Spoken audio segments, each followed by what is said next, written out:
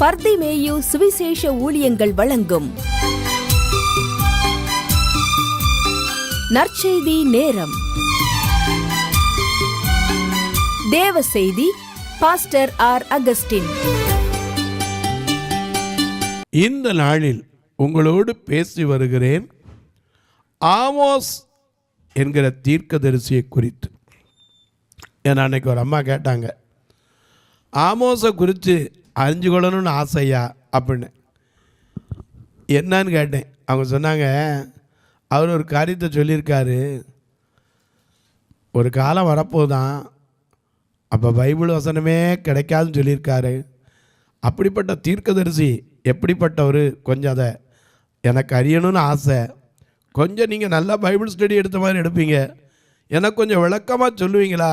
எங்கள் சபையில் 1/2 மணி நேரம் பேசுகிறாங்க, எனக்கு விளங்கலை, கொஞ்சம் விளக்கி சொல்லுங்கன்னாங்க. அதான் சொல்லி வருகிறேன்.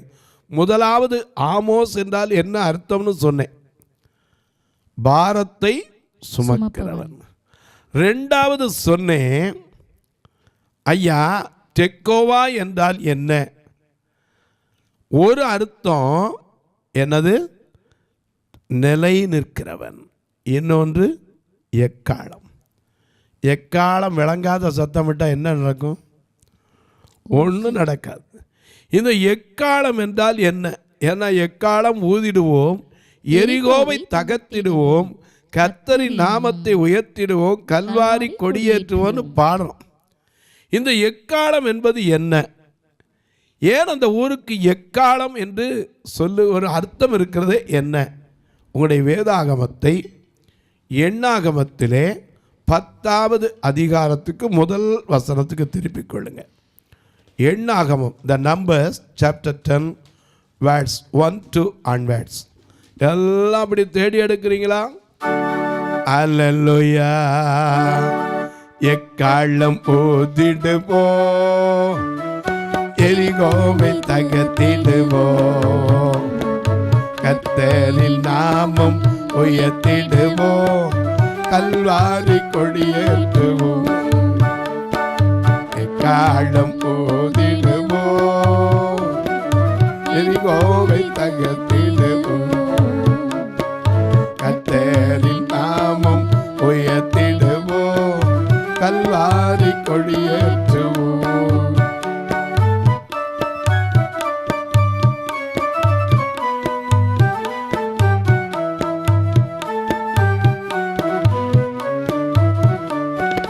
தேவராக்களே விழித்திடுங்கள், உபவாசித்து ஜெபித்திடுங்கள்.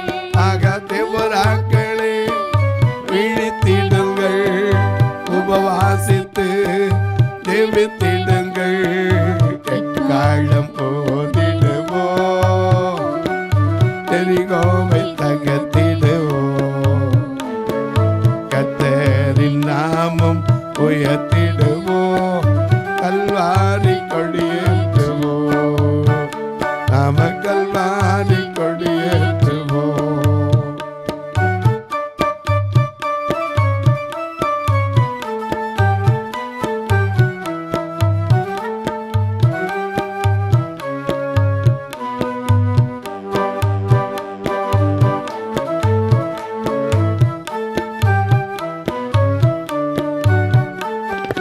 கிதியோன்களே புறப்படுங்கள், இரவுகளை பகலாக்குங்கள். ஆக கிதியோன்களே புறப்படுங்கள், எதிரிகளை துரத்திடுங்கள். எக்காலம் ஓதிடுவோம், எரிகோவை தகர்த்திடுவோம், கர்த்தரின் நாமம் உயர்த்திடுவோம், கல்வாரி கொடியேற்றுவோம். சிம்சோன்களே விழித்திடுங்கள், ஆக சிம்சோன்களே விழிப்பிடுங்கள், சீருவரும் துரத்திடுங்கள். எக்காலம் ஓதிடுவோம், எரிகோவை தகர்த்திடுவோம், கர்த்தரின் நாமம்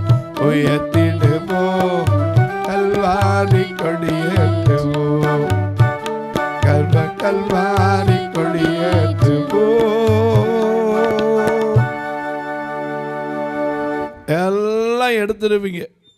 எக்காலம் என்றால் என்ன அர்த்தம்? வாசிக்க பார்க்கலாம். எண்ணாகமம் 10ஆம் அதிகாரம் 1 வசனத்திலிருந்து. கர்த்தர்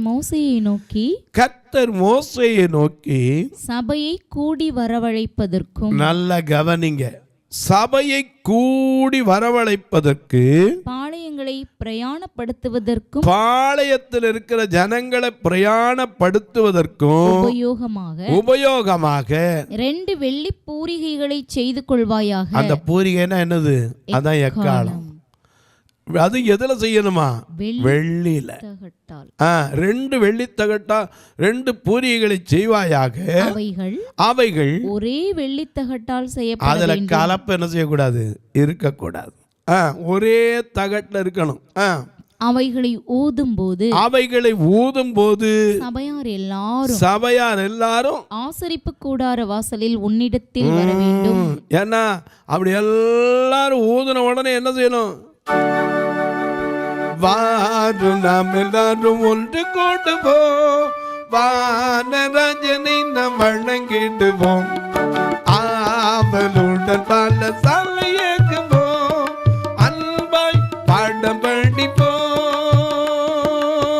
நான் படிக்கும்போது இப்படி ஒரு பாட்டு சொல்லி கொடுத்தாங்க, எக்கால ஊதுறமை. அதுக்கு ட்ரில் மாஸ்டர் என்ன செய்வாங்க? 1 2 3 4 வாரும் நாம் எல்லாரும் ஒன்று கூடுவோம், வானராஜனை நாம் வணங்கிடுவோம், ஆவலுடன் பாட சாலையேக்குவோம், அன்பாய் பாட படிப்போம். எங்கள் அன்புடைய ஆசிரியரின் ஆதரவின் கீழே அமர்ந்திடுவோம், சொந்த பாஷையில் பாடம் படிப்போம், சுகமாய் வாழ்ந்திடுவோம். இப்படி சொல்லி கொடுப்பாங்க. 1 2 3 4. அப்போ கம்பைன் ட்ரில், இந்த கிளப்ஸ் கட்டையை வச்சு செய்கிறது. இப்படி முன்னாடி நீட்டணும், இப்படி உயர்த்தணும், இப்படி விரிக்கணும், அப்படி ட்ரில் செய்யணும். மேலே போய் 2 கட்டை இப்படி தட்டணும். அது கைக்கு காலுக்கு உடம்புக்கு எக்ஸசைஸ். எனக்கு கண்பாரோட எக்காலம்ங்கிறது ஆயத்தப்படுவதற்கு. ஏன்னா ஒரு எக்காலம் வரப்போகுது. மத்திய வானிலை இயேசு வரும்போது என்ன செய்யும்?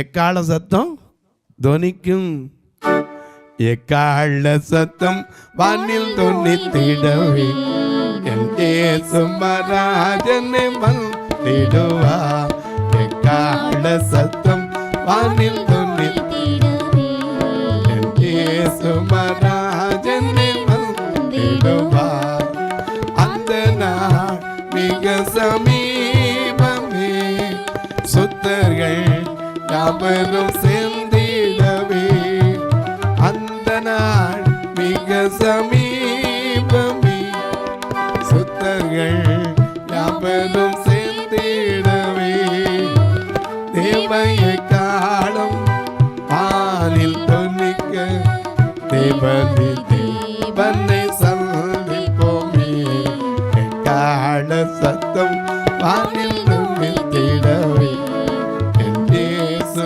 மகாராஜனை வந்திடுவா. 1 தெசலோனிக்கேயர் அதான் வாசிக்கிறோம்.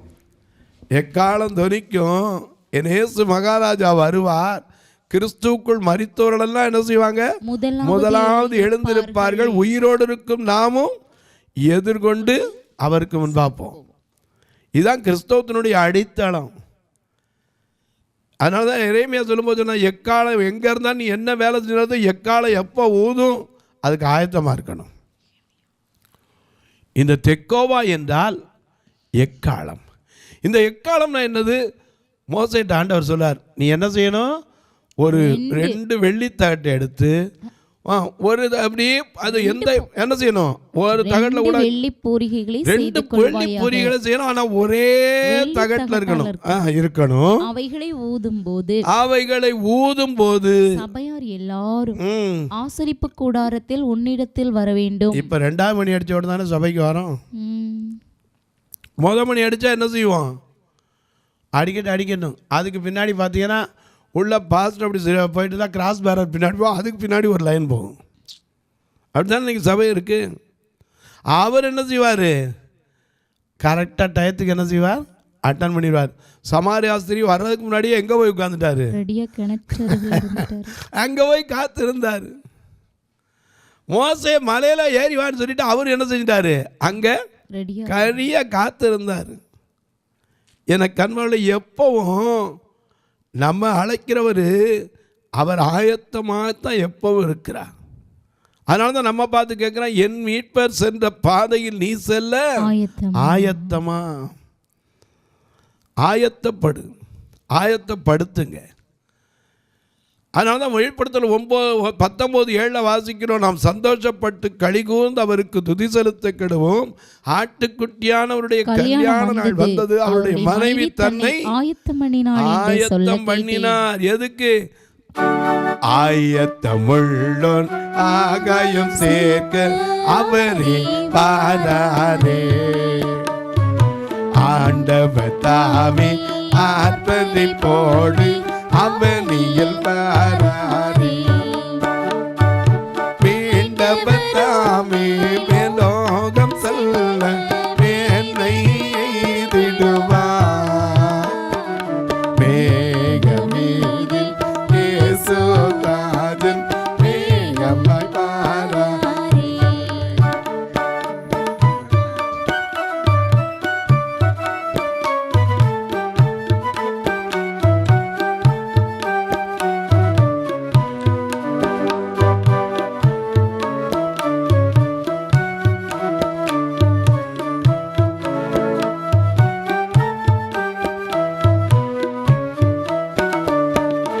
அவர் உடைத்த அடையாளங்கள் எல்லாம் அவராமல் நடக்கிறது.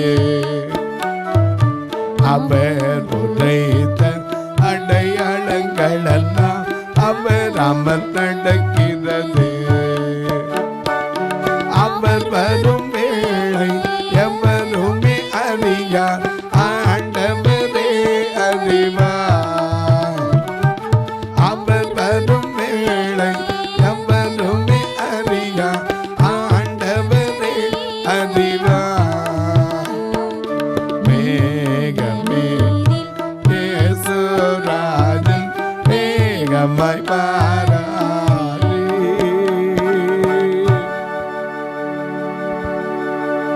ஜனங்களெல்லாம் அவர் நோக்கி வந்தபோது கூட அவர் வார்த்தை சொல்ல ஆயத்தமாக இருந்தார். இன்னைக்கு நம்மகிட்ட கேட்டால் நான் ஆயத்தமாக இல்லையம்போ. எப்போ ஆயத்தமாக இருக்கணும்? எனக்கு கண்பானுள்ளே அந்த பூரிகையை, அதாவது எக்காலத்தை ஊதும்போது சபையார் எல்லாரும் என்ன செய்யணும்? ஆயத்தப்பட்டு ஆசரிப்பு கூடாரத்துக்கு என்ன செய்யணும்? கூடி வர வேண்டும். ஒன்றை மாத்திரம் ஊதினால், நல்ல கவனி, அதுலேயும் பிரிவு இருக்கு. ஏன்னா இன்னைக்கு நிறைய பேர் எக்காலம் ஊதுறாங்கன்னா புரிய மாட்டேங்குது. என்ன பேசுகிறாங்கன்னே புரிய மாட்டேங்குது. ஏன்னா கரெக்டாக அதை படித்த மாதிரி 10 நிமிஷம் 15 நிமிஷத்தில் மக்களுக்கும் புரியணும்ல. ஒரு தரம் ஒன்றை ஊதினால், இஸ்ரவேலில் 1000 தலைவராகிய பிரபுக்கள் உன்னிடத்தில் கூடி வர கடவர்கள். அதுக்கு அடையாளம் இருக்கு. ஒரு தரம் தான் ஒன்று தான் ஊதி இருக்குன்னா, எப்போ ஒன்று தான் ஊதி இருக்கு, தலைவர்கள் தான் போகணும். நீங்கள் அவைகளை பெருந்தொனியாய் முழக்கும் போது கிழக்கே இறங்கி இருக்கிற பாளையங்கள் பிரயாணப்பட கடவுது. கிழக்கே இருக்கிற பாளையத்துக்கு அப்படி பெருந்தொனியா முழக்கும் போது புறப்படணும். அவைகளை நீங்கள் 2ஆம் தரம் பெருந்தொனியாய் முழக்கும் போது, அது மட்டும் இல்ல, முதல் தரம் இல்ல, 2ஆம் தரம் பெருந்தொனியாய் முழக்கும் போது தெற்கே இறங்கி இருக்கிற பாளையங்கள், அடுத்தவள தெற்கே இருக்கிற பாளையங்கள் அவர்களை பிரயாணப்படுத்துவதற்கு பெருந்தொனியாய் முழக்க வேண்டும். தொடர்ந்து வாசிக்கிறதால நம்ம என்ன செய்யணும்? பிரயாணப்பட்டு போக வேண்டிய நேரம். சபையை கூட்டுகிறதற்கு நீங்கள் ஊத வேண்டியதே அன்றி பெருந்தொனியாய் முழக்க வேண்டும். சும்மா என்ன செய்யக்கூடாது? ஊதிட்டு கூடாது. எனக்கு அன்பானே, எக்காலத்தை ஊதுறதுக்கும் கரெக்டாக அந்த டயத்துக்கு தான் ஊதணும். எக்காலம் துணிச்சிருச்சுன்னா என்ன அர்த்தம்?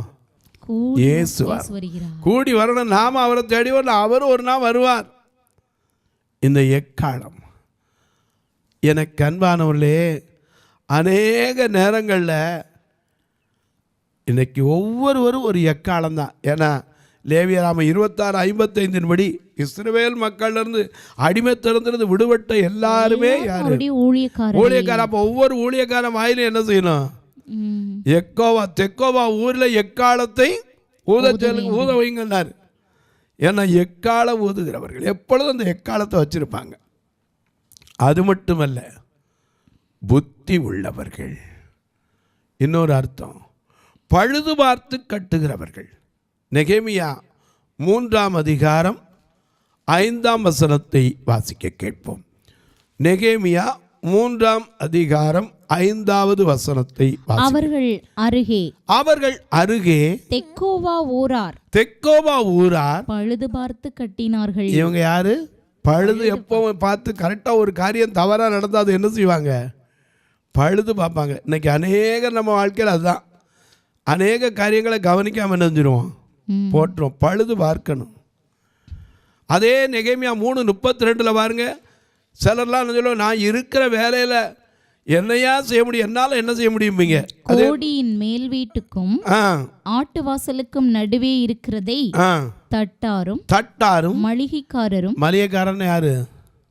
பொட்டி கடை, பலசர கடை, இன்னும் என்னென்ன கடை வச்சிருக்கானோ மளிகைக்காரரும் பழுது பார்த்து கட்டினார்கள்.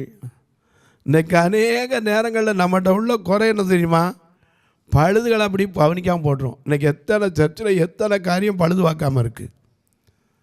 போய் பார்த்தீங்கன்னா சரி, இதெல்லாம் அவ்வளோதான், கவனிக்காமல் போட்டுருவாங்க. விலை கொடுத்து வாங்கியிருப்பாங்க, அதை பழுது பார்க்க என்ன செய்ய மாட்டாங்க. எனக்கு கண்பார நமக்கு வந்தால் பழுது பார்க்காம விட்டுருவோமா? நமக்கு லேசாக கொஞ்சம் உடம்பு வலி இருக்குது, உடனே எங்கெல்லாம் போயிடுறோம், எந்தெந்த டாக்டர் என்னென்ன சொல்கிறாங்களோ அத்தனையும் வாங்கி சாப்பிட்டு பார்ப்போம். ஆனால் சபை இன்னைக்கு கொஞ்சம் ஒரு பழுது பட்டுச்சுன்னா சரி பட்டுவோம். அப்படி இல்லை. எனக்கு கண்பாவில் தெக்கோவா ஊரார் அவங்கள்ட்ட ஒரு நல்ல பழக்கம் என்னென்னா பழுது பார்த்து கட்டுகிறவர்கள். ஏன்னா இப்படிலாம் உட்காந்து நீங்கள் வாசித்து பார்த்தா தான் உங்களுக்கு புரியும். சும்மா ஆமோசனோன்னு யார் அப்படிங்கிறது ஒவ்வொன்றுக்கும் ஒரு அர்த்தம் இருக்கிறது. அதனால தான் வேதத்தின் ரகசியங்களை நாம் சொல்கிறோம்.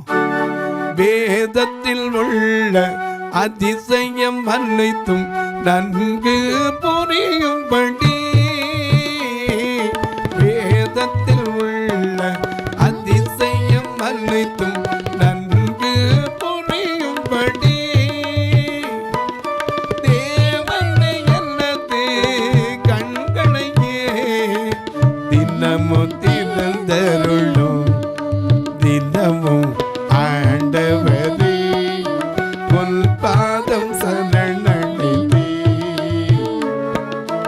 அடிமை நானையா உமது அடிமை நானையா, ஆயிரம் ஆயிரம் துன்பங்கள் வந்தாலும் அகன்று போக மாட்டேன், உம்மை விட்டு அகன்று போக மாட்டேன். ஆண்டவரே உன் பாதம் சரணடைந்தே,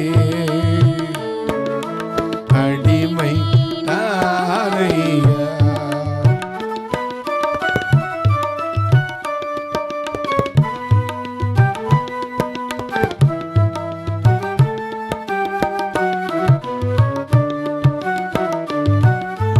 ஒவ்வொரு நாள் உன் குரல் கேட்டு அதன்படி நடக்கிறேன். ஒவ்வொரு நாள் உன் குரல் கேட்டு அதன்படி நடக்கிறேன். உலகினை மறந்து உன்னையை நோக்கி ஓடி வருகின்றேன். தினமும் ஆண்டவரே உன் பாதம் சரணடைந்தே, அடிமை நானையா.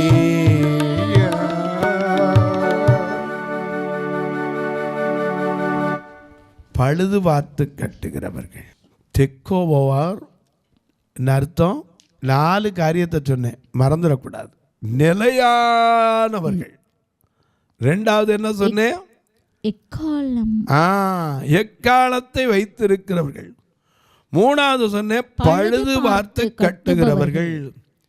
இன்னொன்று புத்தியுள்ளவர்கள். எப்படி புத்தியுள்ளவங்க?